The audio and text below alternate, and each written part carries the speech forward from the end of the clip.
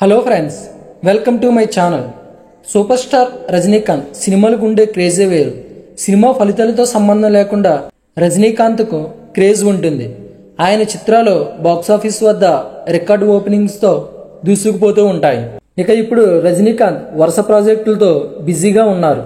Lokesh cinematic యూనివర్స్లో Rajinikanth భాగమయ్యాడు. కూలీ సినిమాతో లోకేష్ కనకరాజు తన నెక్స్ట్ ప్రాజెక్ట్ మీద అంచనాలు పెంచేశాడు.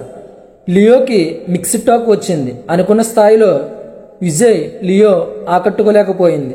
మరి కూలీ విషయంలో లోకేష్ మరింత జాగ్రత్తలు వహిస్తున్నాడని సమాచారం అయితే ఉంది. అందుకే కాస్టింగ్ విషయంలోనూ ఎంతో జాగ్రత్తగా ఉంటున్నాడని తెలుస్తోంది. తాజాగా ఈ చిత్రంలో కన్నడ స్టార్ ఉపేంద్రను తీసుకున్నారు.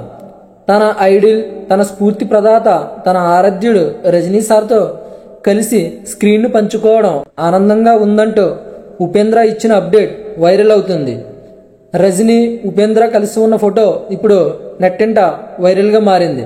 ఇక ఉపేంద్ర రాకతో కూలీ మీద మరింతగా బజ్ ఏర్పడడం ఖాయం.